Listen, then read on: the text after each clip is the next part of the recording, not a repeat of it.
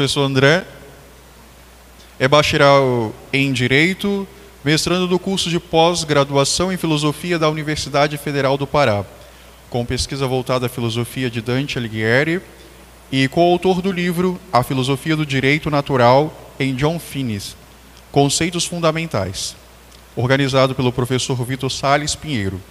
É professor de latim e também ministra continuamente cursos na área de filosofia clássica, sendo que os últimos foram a tradição platônica, a consolação da filosofia, a introdução ao pensamento de São Tomás de Aquino, bem como a primeira turma do curso, a Divina Comédia de Dante Alighieri.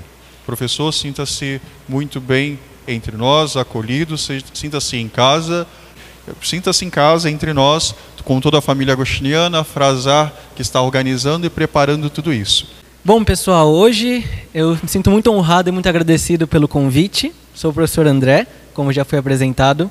E hoje eu queria conversar com vocês sobre um tema que é muito especial dentro do pensamento de Santo Agostinho. Eu tenho um amor muito especial por Santo Agostinho por várias razões, né? Vocês perceberam que eu me interesso muito pela filosofia medieval, pelos padres da igreja. E eu estudei muito, durante 2 anos, São Tomás de Aquino. São Tomás de Aquino, que, digamos assim, é a contraparte de Santo Agostinho, né? É aquele que assimila o pensamento de Santo Agostinho dentro da Idade Média. Então, eu me interessei muito por São Tomás de Aquino, mas Santo Agostinho tem um lugar muito especial para mim. Por quê? Porque Santo Agostinho, ele é um exemplo, é um modelo da especulação filosófica cristã. Porque nós podemos pensar assim, quando eu falo em filosofia, o que nós podemos pensar? Filosofia é apenas uma disciplina da escola, filosofia é uma disciplina da universidade, nós fazemos mestrado em filosofia.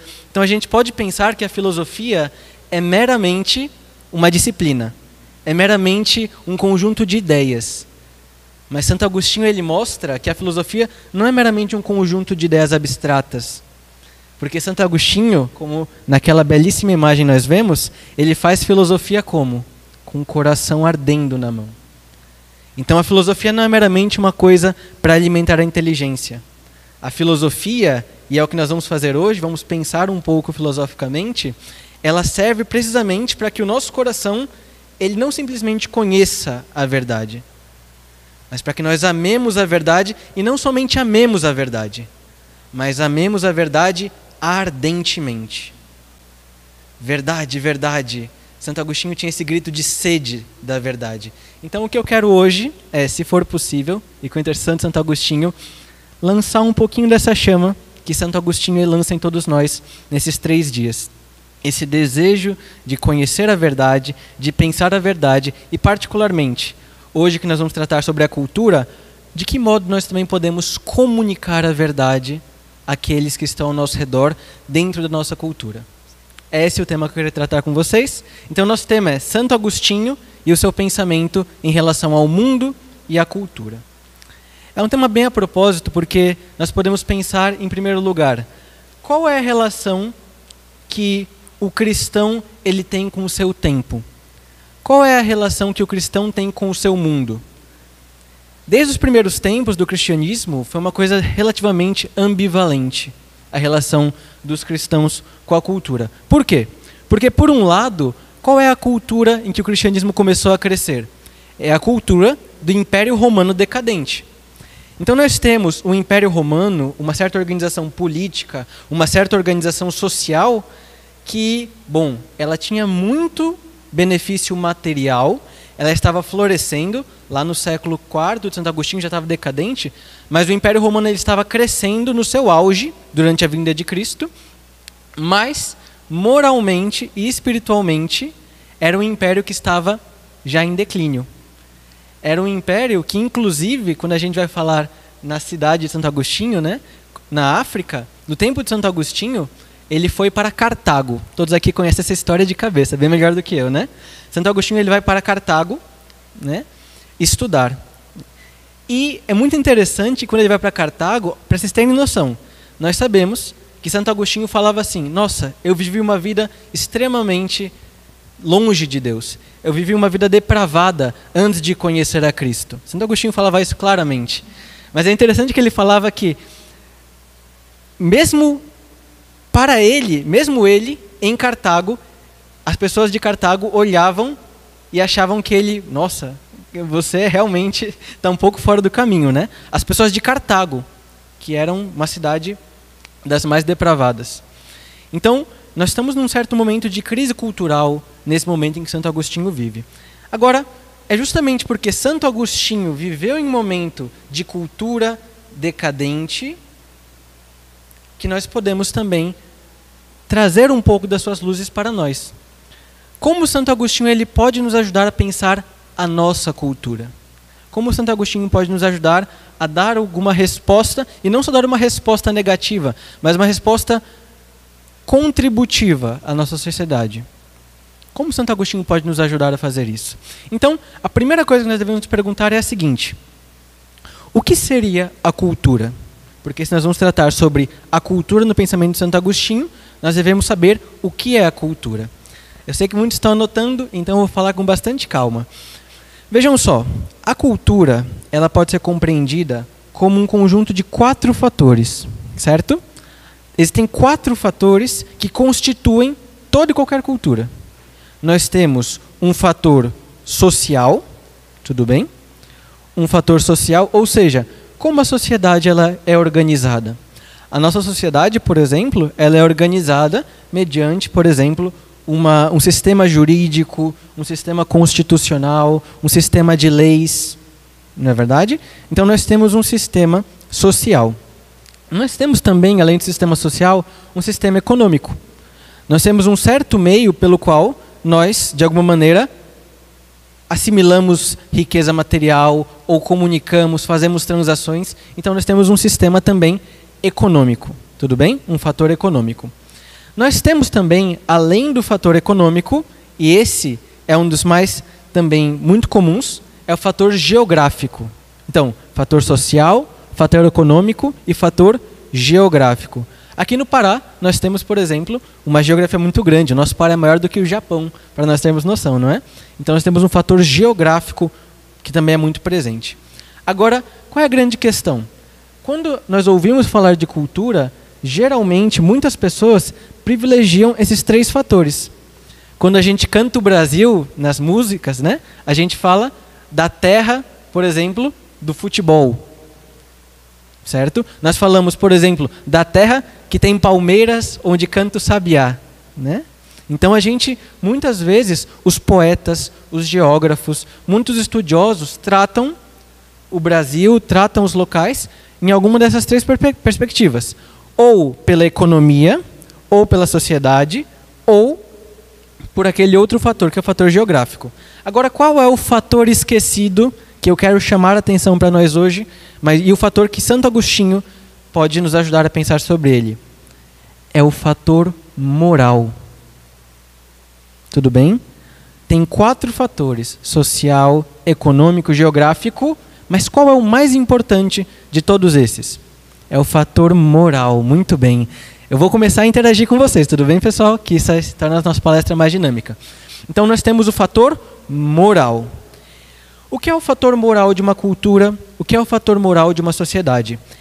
São aqueles valores que vão moldar uma sociedade. São os valores que vão orientar toda a vida de uma sociedade.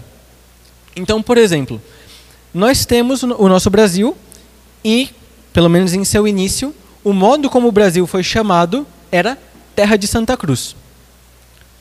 O que isso indicava para nós? Se os descobridores eles vieram para o Brasil e chamaram de Terra de Santa Cruz, o que eles queriam enfatizar? Qual era o principal do Brasil? Era a sua dimensão espiritual, certo?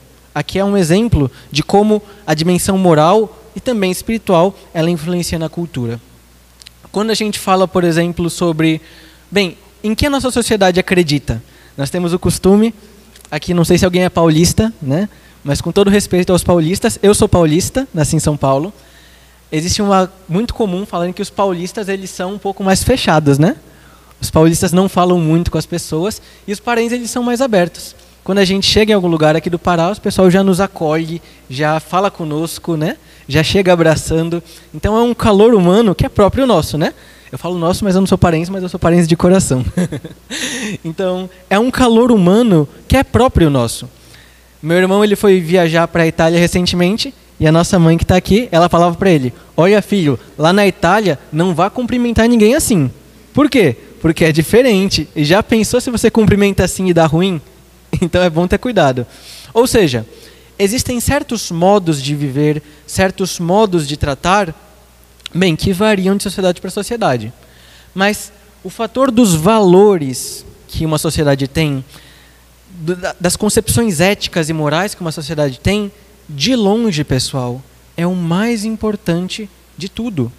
De tudo. Santo Agostinho, ele fala assim, chega a colocar a tal ponto que ele fala: o que é uma sociedade em que a justiça está ausente? O que é uma sociedade em que a justiça está ausente, se não uma corja de ladrões? Isso é muito forte. Eu repito, o que é uma sociedade sem justiça, se não uma corja de ladrões? Ou seja, o que distingue uma sociedade de uma corja de ladrões? É a geografia? Não. É o fator econômico? Não. O que é?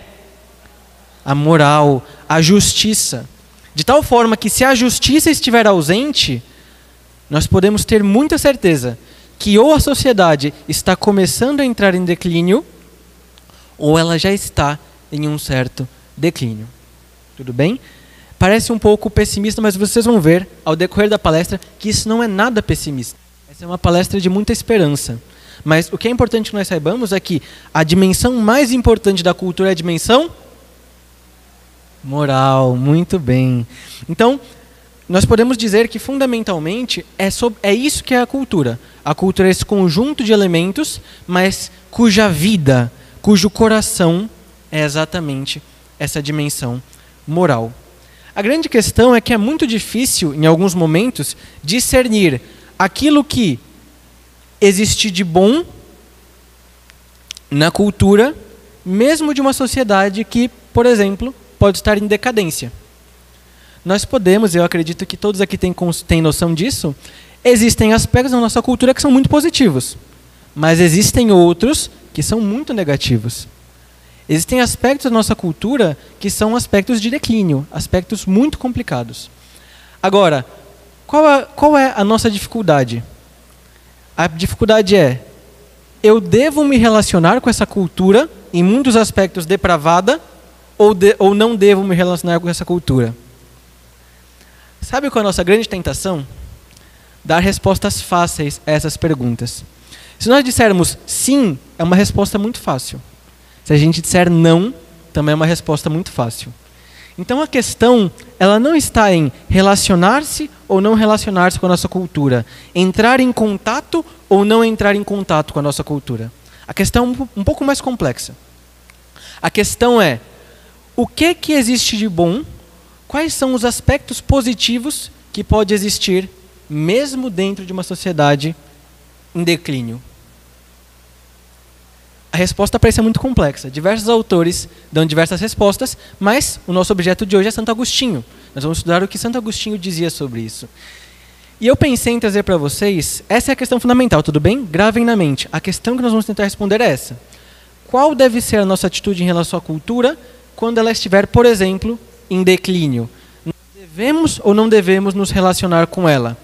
E o que eu estou sugerindo a vocês, nós podemos depois conversar, discutir adequadamente, mas o que eu estou dizendo a vocês é: evitemos as respostas fáceis.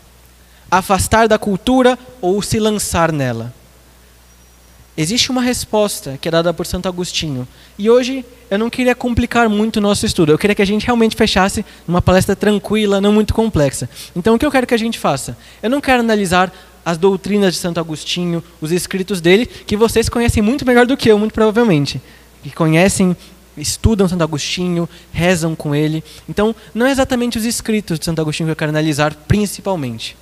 O que eu quero analisar com vocês é a experiência de Santo Agostinho. O que Santo Agostinho tem a nos ensinar sobre a nossa relação com a cultura. É mais ou menos isso que eu quero falar a vocês. Quando a gente se pergunta, na vida de Santo Agostinho, qual é a sua relação com a cultura do seu tempo? E lembrem, quando eu falo da cultura do tempo de Santo Agostinho, eu me refiro a uma cultura que é pagã, tudo bem? Uma cultura que é pagã, em grande parte, apesar de o império já ser um império cristão, em muitos ambientes, esse cristianismo estava muito mais centralizado em Roma. Na parte mais da África, ainda não estava tão difundido. Então, é uma cultura fundamentalmente pagã, certo? É uma cultura que valoriza extremamente o bem-estar material. E, além disso, é uma cultura que se vê constantemente ameaçada. Qual é a ameaça externa que está ameaçando o Império Romano? É uma ameaça que começa com bárbaros, né? Os bárbaros, naquele período, eles estavam atacando o Império Romano, e o Império Romano estava a ponto de ter um colapso, tanto interno quanto externo. Então, vejam só, o Império Romano, naquele período, era uma cultura pagã, ameaçada por todos os lados, tanto internamente quanto externamente, e não somente isso. Apesar dessa, digamos assim, dessa grande crise social, dessa crise econômica também muito grave, olha só, aqui a gente tem as 3 crises. Nós tínhamos uma crise social muito grande, uma crise econômica muito grande. Por que econômica, professor? Por várias razões. Uma delas é que o Império estava se desintegrando. O Império Romano, que antes era uno, no tempo da vinda de Cristo, agora estava se desintegrando. O imperador estava começando a perder a gerência dos locais, das províncias do império. Então é muito mais difícil governar, por exemplo.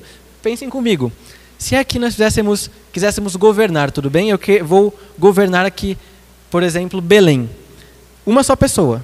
Agora, se eu quiser governar ainda mais Belém, Ananindeua, só eu. Um pouco mais difícil, né? De alguma maneira, atender às demandas dos 2 lugares. Se eu quiser governar Belém, Ananindeua, Castanhal e todos esses lugares, poxa, vai ser muito difícil. É mais ou menos isso que aconteceu com o Império Romano. O imperador, ele era uno, tinha unificado, mas as províncias estavam começando a ter mais autonomia.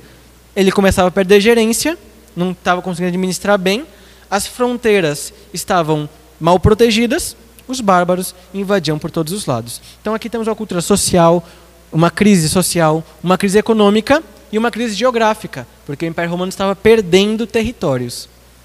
Agora a nossa esperança. Qual é a nossa esperança? Será que existe justiça, pelo menos aí, que vai garantir a estabilidade? O problema é que não. Havia já uma depravação moral muito grande dentro do Império Romano, né? Na própria história. O próprio centro da cidade de Deus, Santo Agostinho, é uma defesa. É uma defesa do cristianismo em relação aos pagãos. Porque o que os pagãos diziam? Vocês estão vendo essas ameaças? Essa nossa crise? Sabe de quem é a culpa dessa crise? Quem vocês acham que eles colocavam a culpa? Um pouquinho mais alto? Os cristãos. Exatamente. Por que nos cristãos? Porque o que garantia a estabilidade de Roma, o que garantia a unidade do império, era o culto aos deuses. Agora, quem são aqueles que se recusam a cultuar os deuses? Aqueles que se recusam a acenderem um mínimo incenso a César e aceitam morrer, para não abandonar o seu Deus. São os cristãos. Então, quem é o problema do império? Os cristãos. E Santo Agostinho fala assim, como assim nós somos o problema? Vocês falam que nós não temos piedade para com os deuses, mas a cidade de vocês contam isso com orgulho, mas Roma começou com um fratricídio. Rômulo matou Remo. Começou com uma violação em massa de mulheres, quando os romanos raptaram as Sabinas. A República, ela começou depois também de uma violação, a Lucrécia. Então ele começa a mostrar vários eventos da história romana que mostram que o problema não era os cristãos, mas que essa crise que eles estavam vivendo, eles pensavam assim, não, uma crise social, é uma crise econômica, é uma crise geográfica. Santo Agostinho fala, não, prestem atenção, a crise que vocês estão vivendo não é social, não é uma crise econômica, não é uma crise geográfica. A crise social, a crise econômica e a crise geográfica são consequências de uma outra crise mais profunda. Qual é essa crise mais profunda? A crise moral. Muito bem. A crise moral. Aqui, parafraseando o livro de um grande professor meu, eles estavam em uma grande crise da cultura. Uma grande crise da cultura. Mas qual era a causa da sua crise na cultura? A ordem do amor. Imagino que vocês conheçam o livro do professor Vitor Salles, que foi nosso professor também, né, Rita? Lá por bastante tempo. Ele lançou um livro chamado A Crise da Cultura e a Ordem do Amor. Nada mais agostiniano do que esse título. Porque a crise da cultura era o que eles estavam vendo. Mas Santo Agostinho, ele foi o único a confrontar e dizer, olha, essa crise não é exatamente social, não é exatamente política, não é exatamente econômica, é uma crise moral. E o que é a moral se não a ordem do amor? É uma coisa que eu vou tratar com vocês mais para frente. Mas tenham em mente isso. Isso já nos traz alguma luz para nós pensarmos a nossa cultura. Nós percebemos certos elementos de crise social. Percebemos certos elementos de crise econômica, certos elementos de crise de qualquer elemento. O que eu quero dizer a vocês é, pensem se essas crises social, econômica, são crises realmente sociais e econômicas ou se elas têm uma raiz moral de fundo. A resposta que Santo Agostinho deu ao Império Romano é que é uma crise moral. E pelo que me parece, grande parte das crises, e isso mesmo aqueles que estudam a história moderna também creem nisso, né? É uma crise moral, fundamentalmente. É uma crise de perda dos valores.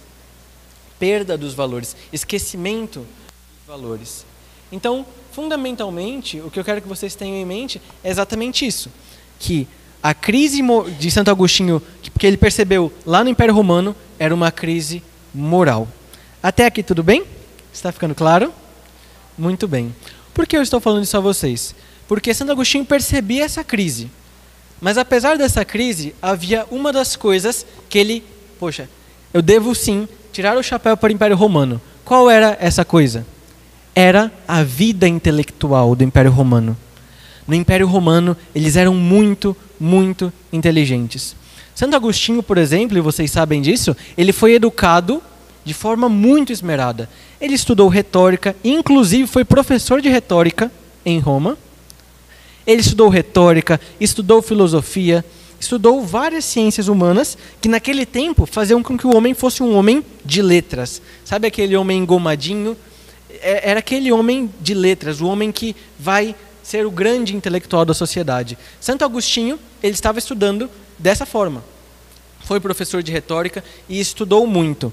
Percebam bem, ele poderia, pela sua experiência, Santo Agostinho, pela sua própria experiência, ele não poderia olhar para essas coisas, para esses benefícios intelectuais, para essa vida intelectual florescente e dizer, depois da sua conversão, olha, isso não presta.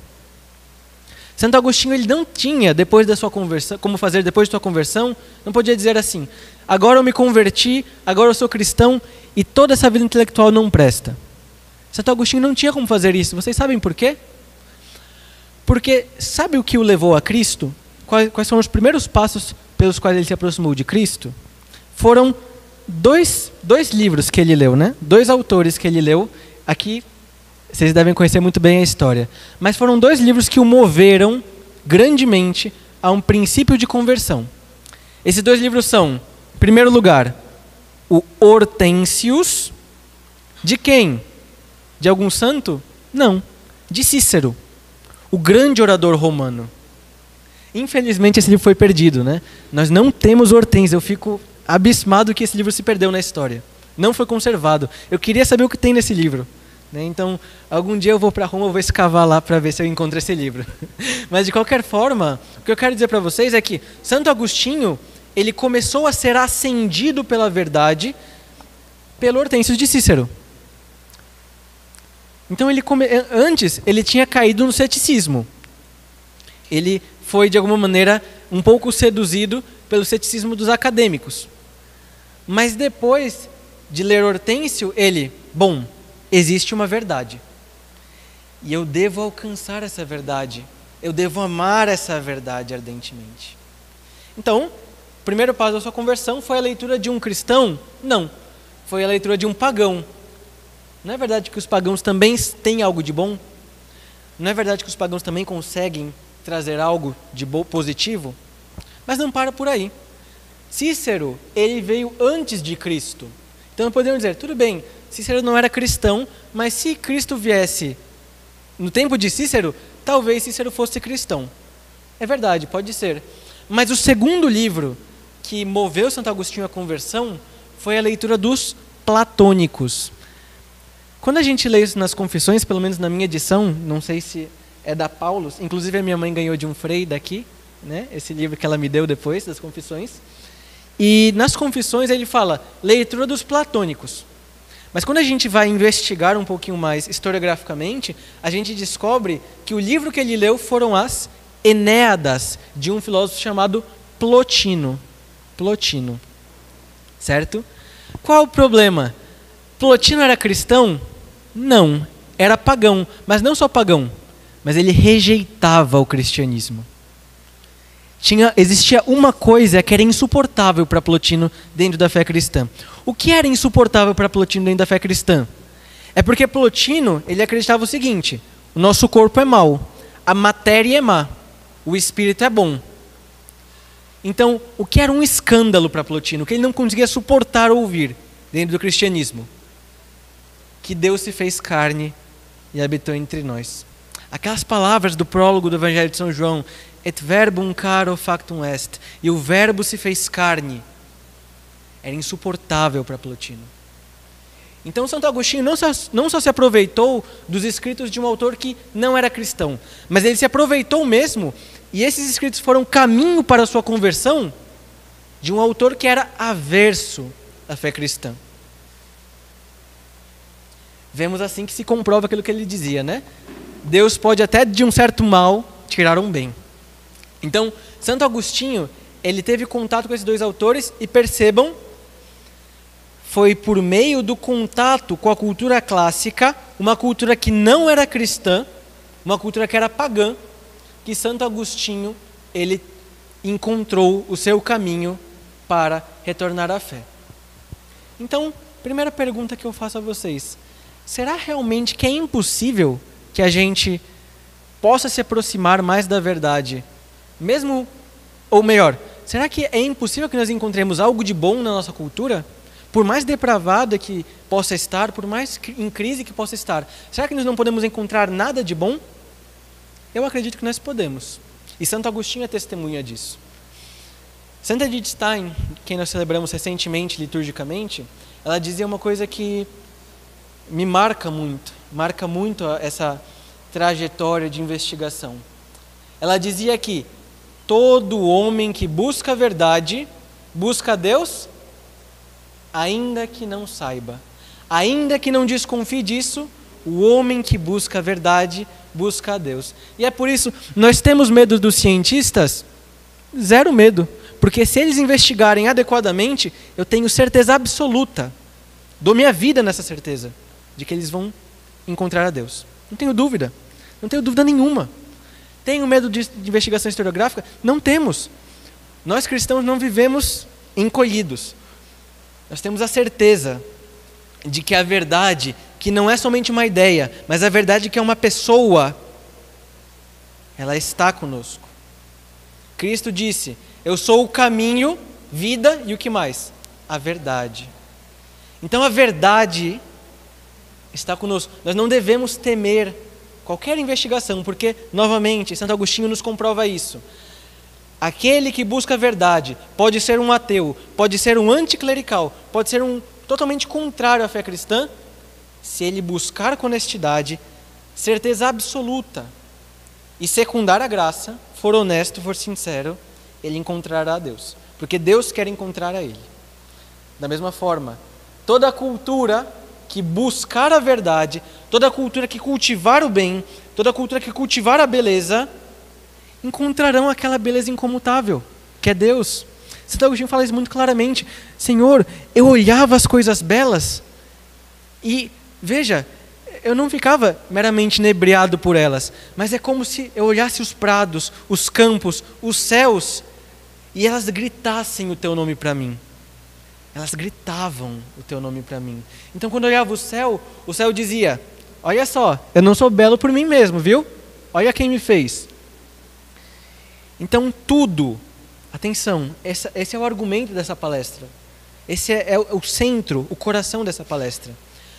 Tudo aquilo que é bom, tudo aquilo que é verdadeiro, tudo aquilo que é belo,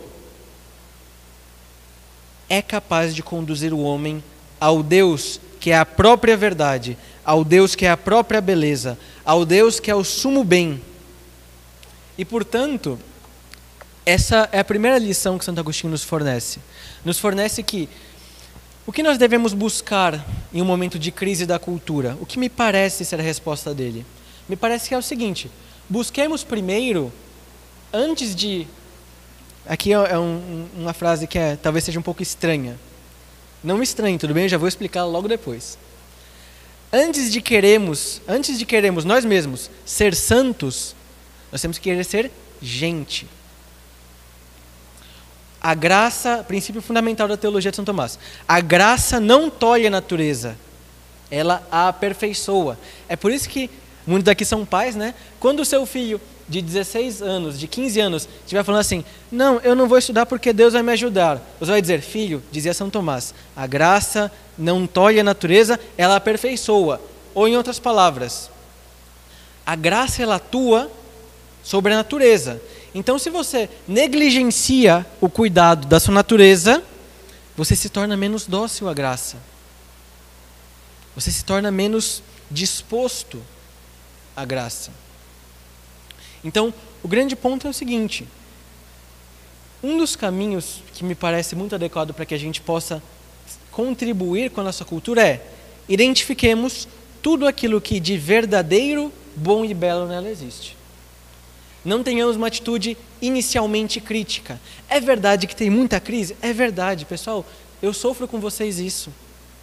Nós sofremos todos juntos, estamos nesse mesmo barco. É verdade que existe muita corrupção moral? Existe. É verdade que existe uma luta contra a beleza? Existe. É verdade que hoje se cultua? Existe. Mas se a gente para por aí, a gente vai ser infecundo. A gente não tem como fazer nada. Agora, existem coisas boas? Existem. E se a gente souber encontrar cada resquício de verdade e apresentar às pessoas esses resquícios de verdade, de bondade e de beleza, aos poucos elas vão chegar ao Deus que é verdade, beleza e bondade. Essa é a lição que Santo Agostinho ele oferece pela sua vida, tudo bem? Pela sua vida e pela sua formação. Lembremos, Santo Agostinho se tornou cristão não lendo cristãos, mas lendo pagãos. E quando ele foi encontrar Santo Ambrósio, isso é uma parte muito interessante, quando ele vai encontrar Santo Ambrósio na igreja, por que ele foi lá na igreja ouvir Santo Ambrósio? Quem aqui se lembra desse episódio? Santo Agostinho vai até a igreja ouvir Santo Ambrósio. Por quê? Ele vai até a igreja ouvir Santo Ambrósio. Estava interessado na doutrina que ele ia dar? Por que ele vai na igreja ouvir Santo Ambrósio? Muito bem, muito bem.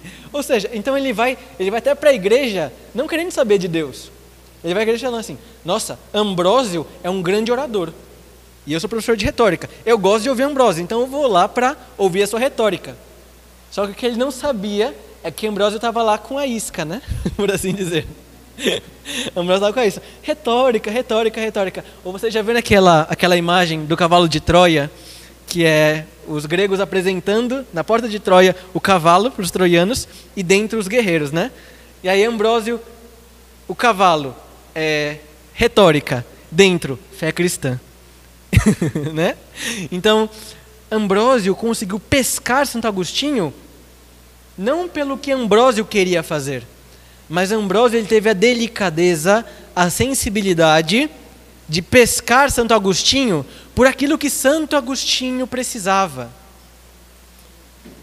Da mesma forma, se nós queremos apresentar Cristo às pessoas, não basta que eu apresente da minha forma, do meu jeito meramente. Eu devo ser atento para olhar a necessidade daquele a quem eu estou falando, daquele com quem eu estou me referindo. Por quê? Porque a partir daí a gente consegue descobrir as aspirações mais íntimas do coração e fazer com que, de alguma maneira, que nós sejamos um canal eficaz da graça. Essa é a lição que Santo Agostinho também ensina. Agora, já terminando, viu, pessoal? Não sei se está cansativo para vocês, mas já estou quase a terminar. Uma das coisas, além da vida de Santo Agostinho, que nos ajuda a pensar um pouco em cultura, é a seguinte: qual é o elemento mais importante, qual é o fator mais importante da cultura, da sociedade, da cultura, dos quatro? Qual é o mais importante? O moral, certo? Moral. Isso é tão verdade que Santo Agostinho ele define uma sociedade a partir da sua comunhão moral. Vou ler um trecho para vocês do próprio Santo Agostinho, que nos ajudará a entender um pouco mais isso. Olha só, Santo Agostinho pregava, aqui quem diz é o historiador Christopher Dawson, ele diz assim: Santo Agostinho pregava que toda sociedade humana encontra o seu princípio constituinte, o seu fundamento, em uma vontade comum, um desejo de vida, um desejo de regozijo, e acima de tudo, um desejo de paz. Como é que ele define um povo e uma sociedade? Ele define o povo como uma multidão de criaturas racionais. Todos nós somos criaturas racionais, tudo bem? Então até agora nós somos uma sociedade. Nós somos uma multidão de criaturas racionais. Até agora somos uma sociedade. Vamos ver se até o final da definição a gente é uma sociedade ainda. Um conjunto de criaturas racionais associadas de comum acordo. Nós estamos de comum acordo aqui, né? Ninguém está sendo obrigado, eu espero. De comum acordo em torno das coisas que ama.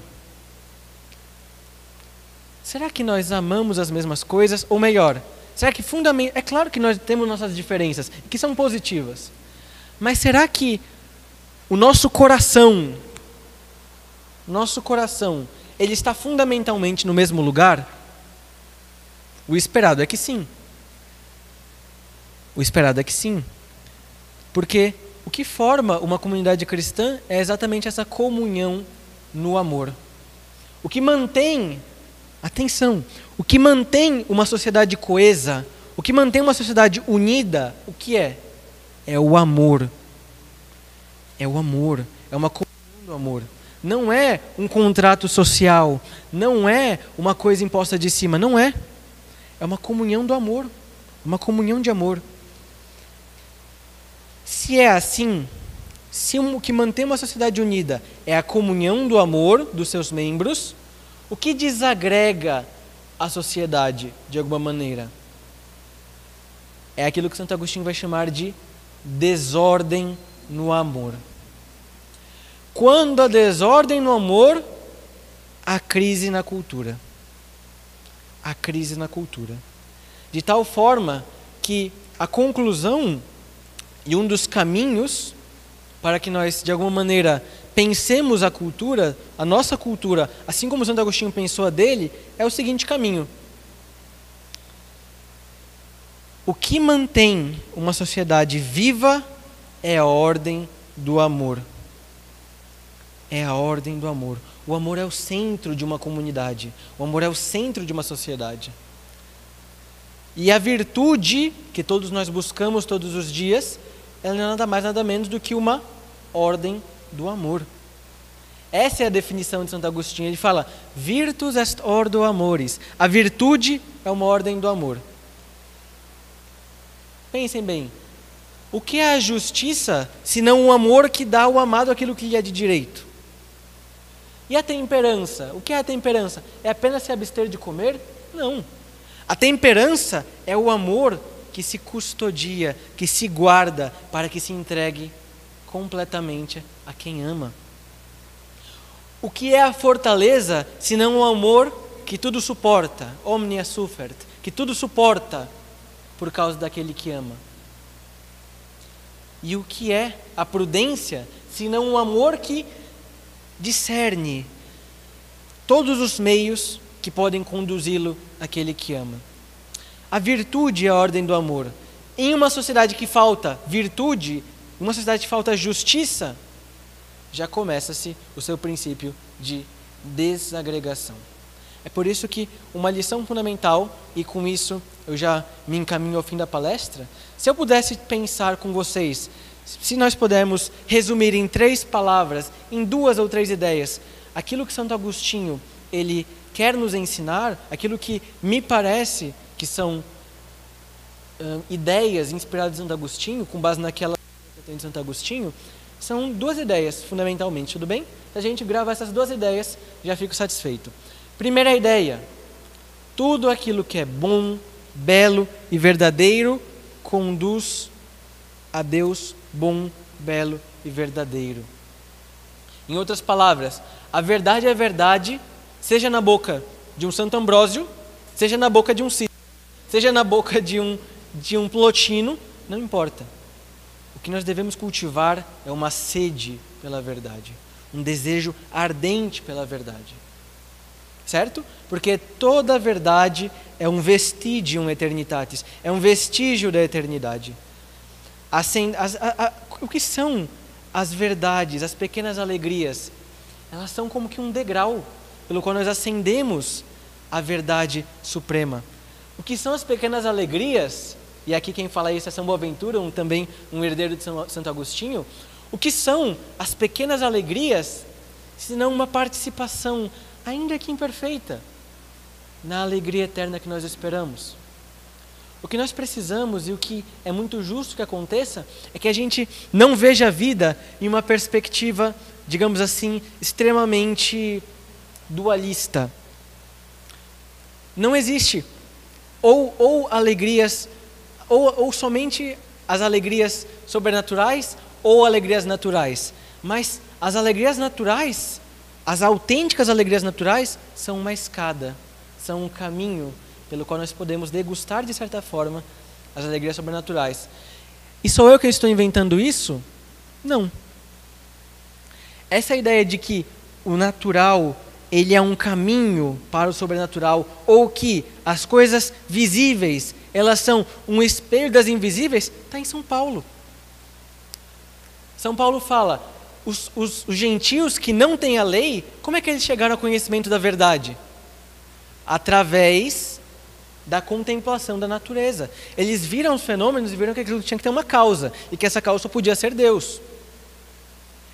Em outras palavras, cada verdade, a gente deve degustar cada pequena verdade, cada pequena alegria, não separando-a do seu fim último. Existem aqueles que vivem as alegrias de uma forma separada da sua finalidade última. Nós não. Nós não queremos. O que nós queremos fundamentalmente é viver todas as alegrias, viver toda a contemplação da verdade, toda a contemplação da beleza como um caminho para que a gente encontre a Deus. Primeiro ponto. Tudo que é bom, belo e verdadeiro pode ser um caminho para Deus. E segundo ponto, o fator mais importante da cultura é o fator moral. Daí que toda crise na cultura decorre em certa medida de uma certa desordem no amor. Ou a gente ama menos as coisas que nós devíamos amar mais, ou nós amamos mais as coisas que nós devíamos amar menos, ou nós não amamos da forma correta as coisas que nós devíamos amar. Ou nós não amamos Deus da forma como nós devemos amar, ou nós amamos o dinheiro, as posses, de uma forma superior à que nós deveríamos amar, ou nós amamos enganado as coisas.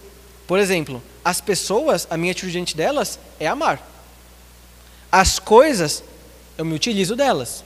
Quando eu troco essas coisas, quando eu utilizo as pessoas e amo as coisas, começou a tragédia, individual e socialmente.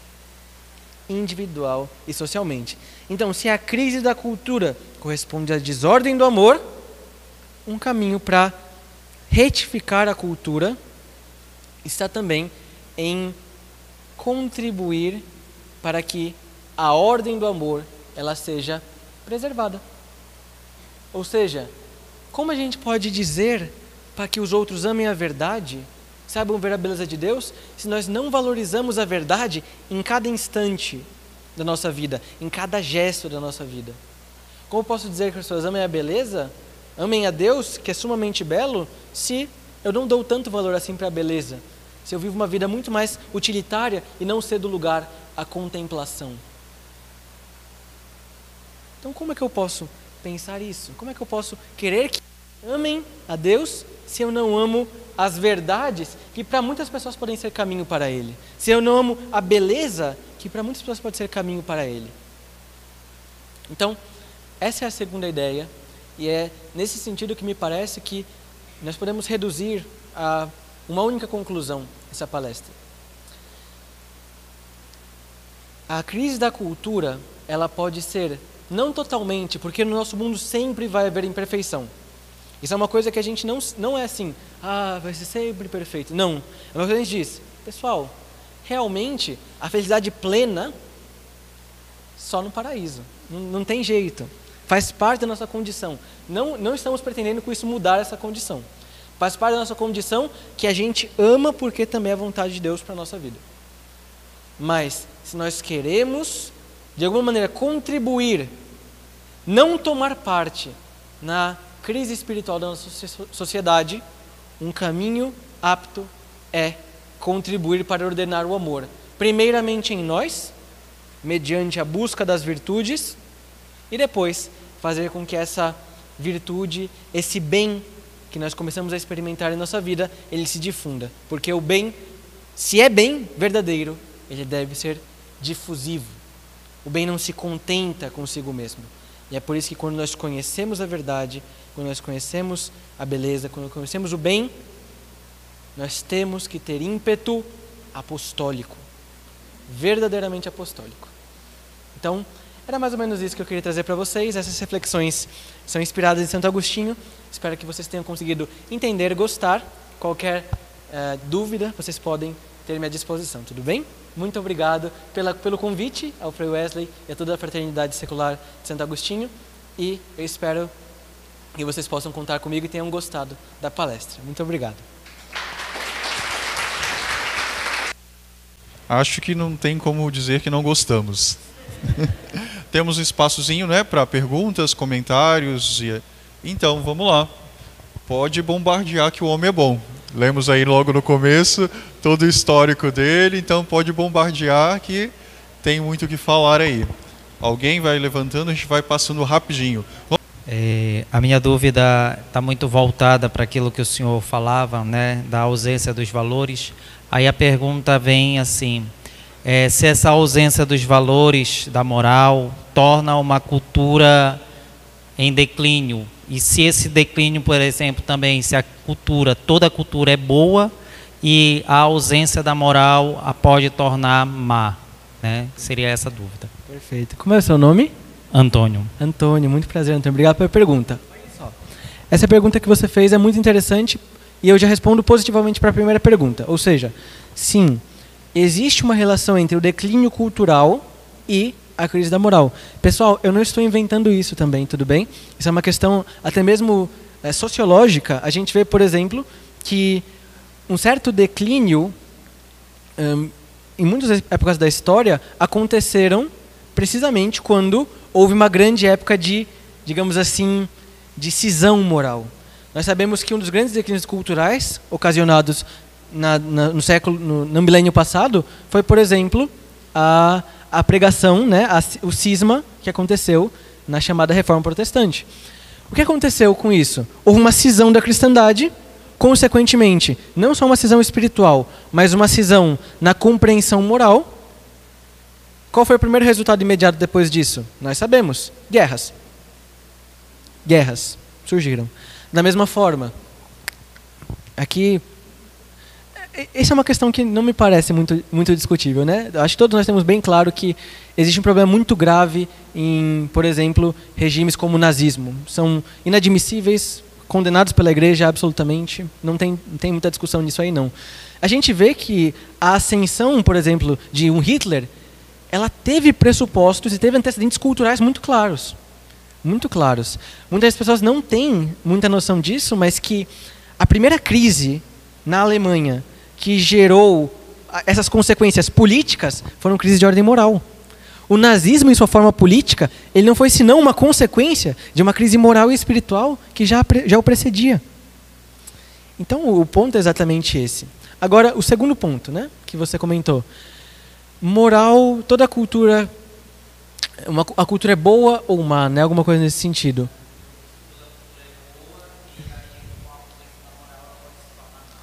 A grande questão é a seguinte: a cultura, ela consiste em uma certa forma de estruturação social, política, econômica e assim por diante.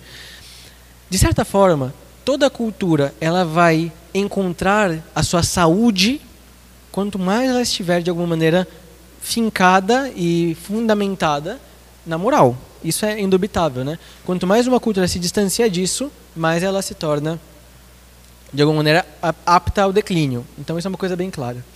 Agora, uma coisa que a gente não pode confundir é o seguinte: a moral, o fator moral, ele não determina os outros aspectos da cultura. Ou seja, eu digo assim, pessoal, a gente tem que ter uma cultura que seja moral. E aí eles vão dizer, está certo, então vamos imaginar como seria a nossa sociedade. A gente teria esse governo, essa coisa assim. Não. Uma sociedade pode ter um valor moral e diferentes configurações políticas, sociais, jurídicas, diferentes, ilícitas, legítimas, né? Então, também a moral ela não é um fator de despersonalização e desumanização. Pelo contrário, ela é o fator que permite com que mesmo as diversidades floresçam. É uma coisa que muitas vezes a nossa cultura não entende. Porque muitas vezes as pessoas têm medo quando se fala de moral. As pessoas têm medo quando se fala de religião, às vezes. Fala assim, não, mas aí você está impondo a sua moral para mim. As pessoas têm medo da moral. Não pode falar de moral aqui, porque aqui você está impondo sua moral, eu acredito em outra moral e tudo mais. Por que elas têm medo? Porque elas acham que, bom, isso vai ser uma imposição. Mas não. Na verdade, uma sólida e robusta concepção moral é a única visão capaz de garantir adequadamente o florescimento de uma saudável pluralidade, São José Maria Escrivá usava um termo que eu gosto muito, de um pluralismo legítimo entre os cristãos, certo? Que não é um pluralismo das questões essenciais. Aqui é a regra de Santo Agostinho, né? In dubis libertas. Nas coisas dúbias, liberdade. Se há dúvida, bom. In certis, unitas. Nas coisas certas, unidade. Então ninguém aqui, não, cada um tem que ser livre entre os cristãos se vai acreditar na Trindade ou não. A liberdade não é isso. A liberdade é aderir firmemente ao bem. Não, tem que ser livre para matar o outro. Não, ninguém é. Quando a pessoa ela cede a isso, ela não está sendo livre, está sendo escrava. Então, veja, agora uma moral sólida, robusta, ela é capaz de fornecer campo para um verdadeiro pluralismo. Legítimo pluralismo, que enriquece a sociedade, sem dúvida alguma. Tudo bem? Deu para esclarecer? Obrigado, Antônio. Professor, só uma questão. Nesse tempo de avanço tecnológico, em que as informações saem e chegam em fração de segundos a quilômetros e quilômetros de distância, não é? E em que se vive realmente um mundo em que a mentira corre numa velocidade impressionante, não é? Sim. E a mentira naturalmente é imoral. Como entender a possibilidade ou como ver a possibilidade da reversão dessa crise moral que o mundo vive hoje? Sim. Como é o seu nome? Ivan. Ótimo, Ivan. Veja, uma das coisas que a gente tem que ter bem claro: existem algumas questões que nunca vão ser totalmente resolvidas. Onde houver um filho de Adão, vai haver pecado. Mas onde houve pecado, sobreabunda a graça também, né? Então, olha só, por isso que é ambivalente. Eu falo, onde há um filho de Adão, vai haver pecado. Então, a gente é pessimista? Não, porque onde abundou o pecado, superabundou a graça. Então, há esperança. Agora, nesse sentido que você falou, né, existem circunstâncias tecnológicas, técnicas, que às vezes favorecem o mal, não é verdade? Mas se a gente pensar sobre uma outra perspectiva, se a gente pensar que eles também são instrumentos pelos quais nós podemos difundir o bem. Então, a grande questão é afogar o mal com superabundância de bem. É uma das soluções. Isso resolve os problemas de toda a sociedade? Não resolve, mas resolve os nossos e daqueles que estão conosco. E os que estão conosco resolvem de outras pessoas. E das outras pessoas resolvem das outras. Em outras palavras, pensem no calor. Como é o calor, né? Ele começa em um ponto. Só que aí ele começa a se difundir, se difundir, se difundir. É a mesma coisa nós. Se nós temos uma coisa vibrando, se nós temos, por exemplo, um dominó que se move, esse dominó derruba todos os outros. Se nós temos uma molécula vibrando, essa molécula faz as outras também vibrarem. Aí essa outra faz as outras vibrarem. E em um momento nós temos já várias moléculas. Então, o que eu penso? Exatamente isso. Nós precisamos nos preocupar mais em fazer isso, né? Ou seja, em lutar, do que em vencer. Parece um pouco paradoxal, né? Vencer não está em nossas mãos. Não está em nossas mãos. A esperança, a gente venceu. Cristo venceu. Então, mas vencer não está em nossas mãos, aqui na Terra. Agora o que está em nossas mãos? Lutar. E a isso a gente não pode se esquivar, né? Lutar em cada instante, em cada momento, ter paixão pela luta. Porque essa luta é uma luta digna de ser amada, porque ela nos desvela e desvela aos outros os horizontes da caridade, os horizontes da verdade. É isso que a gente deve querer. Imagino que vai mais ou menos por aí, né? Sem pessimismo, mas também tendo essa concepção de que, bem, algumas coisas não vão mudar, mas a gente tem que fazer a nossa parte. Professor, somos pais, somos mães, avós, tios, tias, desde pequeno criado dentro da igreja e querendo trazer os nossos também. Somos pais, querendo trazer os nossos também. É meio tentador, e vou tentar baixar um pouco o discurso. Estamos num nível muito bom, se assim posso dizer. Sempre criei meu filho na igreja. Ensinei os valores, as virtudes, cresceu ali na barra da saia do pai, da mãe, da tio, da avó. Quantos filhos de avós nós somos? Virtude, beleza, bondade, unidade, os transcendentais e por aí vai. Mas parece que a nossa inclinação, aquele menino danado, ainda continua querendo puxar para o outro lado. Sim.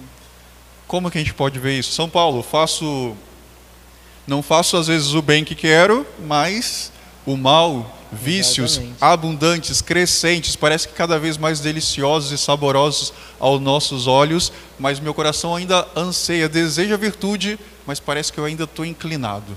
Exatamente, muito bem. Como? Bem, eu diria assim, olha só, eu não tenho como dar uma resposta total a isso, até porque eu estreiei como pai faz mais ou menos um mês. Há 36 dias eu estreiei como pai, assim, eu já era pai, né, mas ele nasceu há 36 dias, então é interessante quando um filho nasce, a gente começa a sentir alguns momentos que a gente nunca imaginava, né? A gente começa a ver que, poxa, realmente tem certas coisas que são realmente perigosas, que antes a gente nem via que era perigoso. E eu falo aí no sentido mais moral mesmo, no sentido cultural e assim por diante.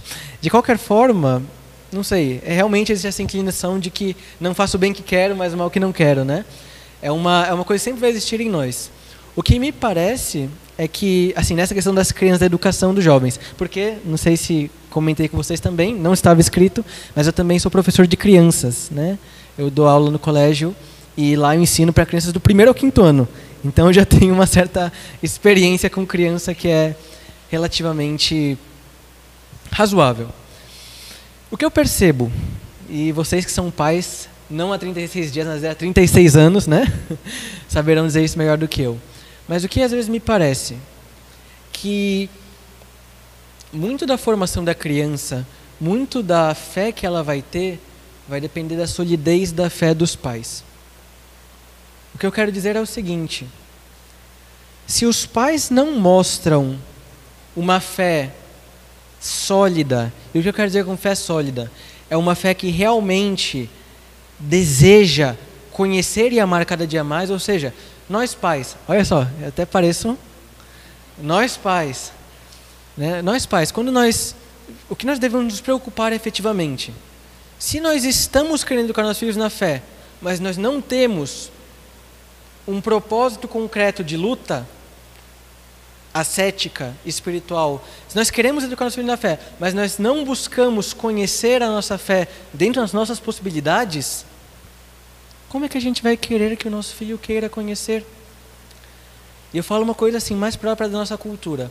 A nossa cultura hoje em dia, dos jovens, principalmente jovens adolescentes, pais de crianças adolescentes, de jovens adolescentes, tenham muita atenção com isso.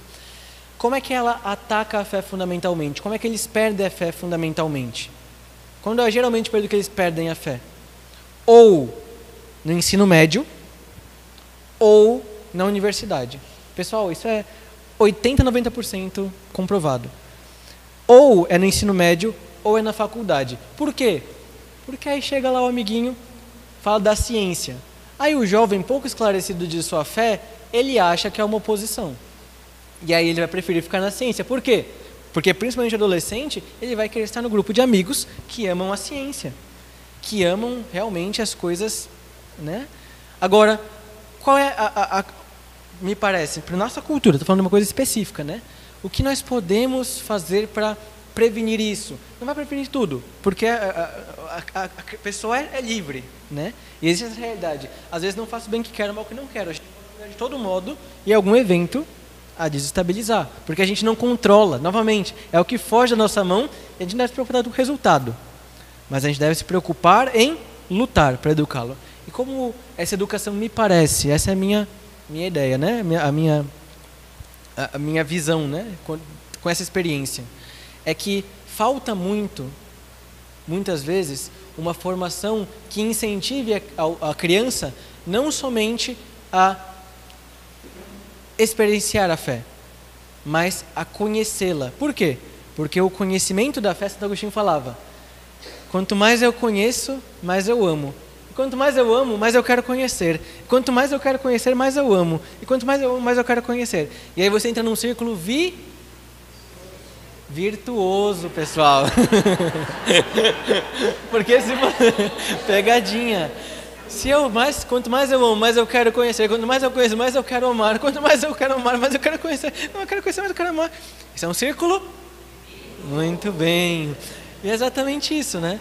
O que eu quero, o que me parece claro é que os jovens de hoje não conseguirão suportar o clima da universidade e do ensino médio se eles não tiverem uma fé sólida. Então, pais, estudem o catecismo com seus filhos. Estudem mesmo, leiam o catecismo com eles. Incentivem-o a conhecer a fé. E não só conhecer, mas a ter uma espiritualidade sólida. Vocês que são agostinianos também têm, imagino, né, certos grupos de práticas de piedade que vocês fazem todos os dias, não é? Uma certa regra de vida, um certo plano de vida. Então, o plano de vida, a regra de vida, ela é precisamente aquele meio, é um meio, não um fim, mas é um meio que nos educa para estar em constante diálogo com Deus. Se meu filho, ele passa o dia inteiro na universidade e eu só cobro ele, filho, você tem que rezar à noite. Só cobro ele à noite? Não vai rolar. Não rola de jeito nenhum. Desculpem, não tem muita esperança. Por quê? Mas Deus vai cuidar. Certo, mas a graça atua sobre a natureza. Então, cuidemos das dimensões dos nossos filhos. Por quê? Porque no primeiro mandamento Deus fala, amarás o Senhor teu Deus ex toto corde, de todo o coração. Então deve-se amar a Deus afetivamente mesmo, ter uma relação de intimidade com Deus. Mas ele fala assim, ex tota mente tua, de toda a tua mente.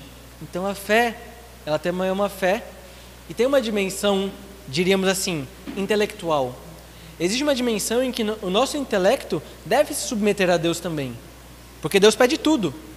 Existe uma dimensão em que o nosso corpo deve se submeter a Deus. É o que nós fazemos pela ascética, não é verdade? Se a gente não ensina o nosso filho, não é necessariamente obrigar, mas se a gente não ensina ao nosso filho o valor de pequenas mortificações, como é que ele vai saber lidar com as dificuldades da vida? Como é que ele vai saber lidar com as provações da fé? Então, vejam, é bem concreto. Ajudá-lo a submeter a inteligência a Deus, mediante um estudo amoroso. Vejam que, olha só, que bonita essa imagem. O estudo, a inteligência, nunca é só inteligência, porque essa chama que está na cabeça, ela passa ao coração. O coração fala à cabeça. O coração fala à cabeça. De alguma maneira, é o coração que conhece. Então, conhecer um pouco mais a fé. Por quê? Porque vocês vão amar mais. Então, assim, é uma resposta um pouco incompleta, talvez, né? Mas essa é a ideia que me parece, né? Nessa questão da educação dos jovens, é muito importante que a gente tenha a noção que ele não tem somente uma dimensão. Ele tem dimensão intelectual, ele tem uma dimensão afetiva, e a gente precisa levar todas ao encontro de Cristo. Me parece que seria a resposta vai mais ou menos por aí. Professor André. Bruno. Bom, como bem disseste sobre os 4 composições fundamentais da cultura, e uma delas sendo a mais importante, a moral, hoje seria a igreja a resguardadora da moral correta? E se for ela, seria só ela? A grande questão é a seguinte, Bruno. Quando a gente fala de moral, a moral ela tem 2 fontes, né? Quando a gente fala sobre a vida moral, 2 fontes, né? Nós temos a lei natural, certo? O que é a lei natural? É a lei que Deus inscreveu no coração de todos os homens. Ou seja, um pagão vai reconhecer que matar um inocente é errado. Um pagão, se ele for pagão honesto, ele vai reconhecer que o adultério é uma praga.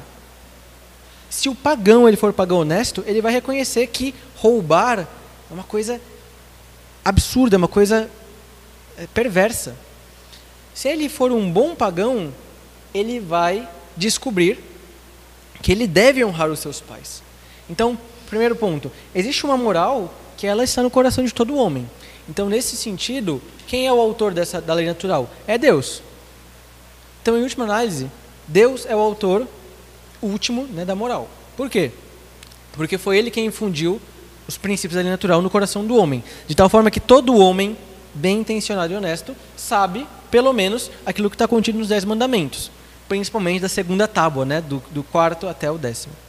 Então, uma coisa que é clara isso aqui para nós. Agora, qual é a questão? Qual é o papel da igreja, fundamentalmente? A igreja, ela salvaguarda e comunica aquilo que a gente vai chamar de lei divina. Lei divina, ela se divide em 2. Lei divina antiga, certo? A lei de Moisés, e a lei divina nova. Qual é a lei divina nova?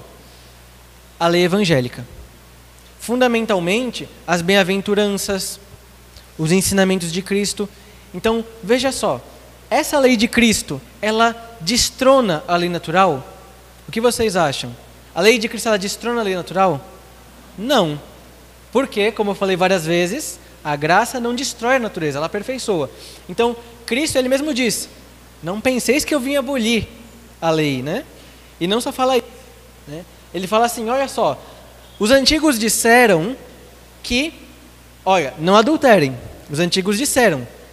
Será que Cristo ele vai destruir essa lei agora? Ele fala, não. Agora, eu, porém, vos digo que todo aquele que olhar para uma mulher que o desejo possuía, já cometeu adultério no coração. Então, Cristo, ele mudou a lei passada? Não. Ele deu uma profundidade maior, aperfeiçoou, elevou. Ele fala assim, os antigos disseram, não matarás. Tudo bem. Agora, todo aquele que chamar se irar contra o seu irmão,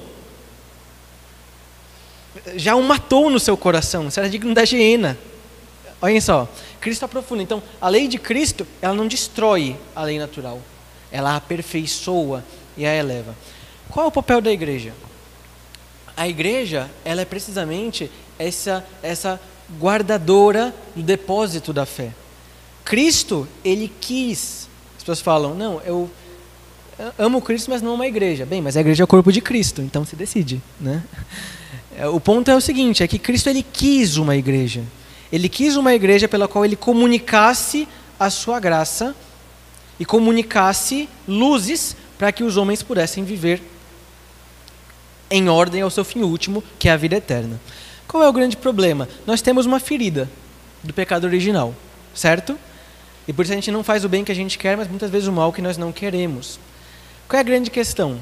É que a graça de Deus, ela não é necessária somente para elevar a nossa natureza, mas para curá-la. Não existe somente graça santificante. A graça santificante, ela eleva a nossa natureza. Mas, além da graça santificante, existe a graça... Sanante, exatamente. Eu queria usar gratia sanant, só que sanante me parecia um pouco mais... É realmente sanante, ou seja, a graça sanante, a graça que cura. Então, atenção, em termos mais simples, a graça não serve só para me fazer santo. A graça serve para me fazer gente. Para que eu deixe de viver uma vida baixa e que eu passe a viver uma vida verdadeiramente humana. Por quê? Porque, bem, em tese, se não houvesse pecado original, eu conseguiria viver uma vida humana sem a graça, certo? Porque a graça ela seria necessária somente para me elevar ao conhecimento sobrenatural. Mas como a nossa natureza ela é uma natura vulnerata, uma natureza ferida, eu preciso da graça não somente para ser santo, eu preciso para ser gente, assim, ou seja, para agir de forma humanamente honesta. Então, em que sentido a igreja é salvaguarda? A igreja, ela não é autor da lei natural. Atenção, a igreja não é autor da lei natural. A igreja custodia. Inclusive, olha só como é sério isso aí. Como é belo. A igreja não pode mudar a lei natural, inclusive. A lei natural é criada diretamente por Deus. A igreja não pode mudar a lei natural. Mas a igreja, justamente pelo seu depósito da fé, porque ela é custodiadora, e porque ela dispensa a graça, ela é intérprete, ela é uma intérprete autorizada, sob guia do Espírito Santo, da lei natural. É por isso que, por exemplo, quando a gente chega no século... A igreja ela é capaz de dar respostas para todos os tempos. Por exemplo, na Bíblia não se fala sobre anticoncepcionais. Na Bíblia não se fala sobre anticoncepcionais. Mas quando surgiu, na década de 70, né, 1968, a Revolução Sexual, e que falava sobre, não, a libertação, os anticoncepcionais, o Papa Paulo VI teve que dar uma resposta. E ele deu na Humanae Vitae. Ah, mas não está na Bíblia. Tudo bem, mas é uma questão de lei natural e a igreja ela tem luz do Espírito Santo para interpretar a lei natural. E, portanto, meios de contracepção artificiais são vedados e assim por diante. Então, percebam, a igreja não é a criadora da lei natural, mas ela, por ser dispensária da graça divina, para ela dispensar a graça fundamentalmente mediante sacramentos, mediante o magistério iluminado pelo Espírito Santo, ela é capaz de proteger a lei natural, no sentido de alguma maneira salvaguardar que os homens vivam realmente como homens. Ela dá esse auxílio, a graça ajuda também a isso, certo? Bento XVI fala uma coisa muito bonita, ele fala assim, que a fé ajuda a razão a ser mais razão, a graça ajuda o homem a ser mais homem. Isso é uma coisa muito importante. Tudo bem? Esclareceu? Obrigado. Nada, Bruno. Mais alguém? Ali. Espera um pouquinho que chega aí. Senão a voz da senhora não chega.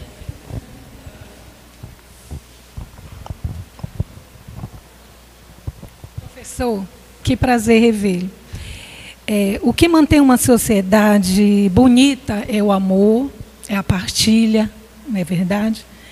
O que pregava Santo Agostinho, de vivermos em comum, união e paz. E o que desagrega a desordem é a moral. E hoje, na nossa realidade, né, estamos na cultura moral, com tanto desemprego, fome, miséria, o que o Império vivenciou dos bárbaros e hoje, né, a nossa realidade. Então, a cultura moral também ela é muito presente hoje. Que fazermos, né, para superar, porque é uma crise, né, que nós vivenciamos. Bom, milhares de pessoas, né? Sim, sim. Eu estou falando da sociedade, né, menos desfavorecida. Emprego, cultura, alimentação, 1 milhão de pessoas desempregadas. Então, nós estamos na cultura moral, que precisa ser... Como é o seu nome? Eliana. Eliana, muito prazer. Eu diria uma resposta semelhante à que eu dei ao Ivan. Qual seria essa resposta? Tem certas coisas que... Primeira coisa, tem certas coisas que a gente não tem nosso controle. Tem certas coisas que nós temos. Existem certos aspectos em que certas questões sociais podem ser consequência de uma desordem moral, né? Existem casos, né? Quando a doutrina social da igreja, por exemplo, fala do problema da avareza, por exemplo, em relação à sociedade, né? As formas de graves consequências sociais que isso pode ter, é um problema moral que causa um problema social, é verdade. Mas, novamente, os problemas sociais, eles são mais um sintoma do que uma causa, né? Então, por exemplo,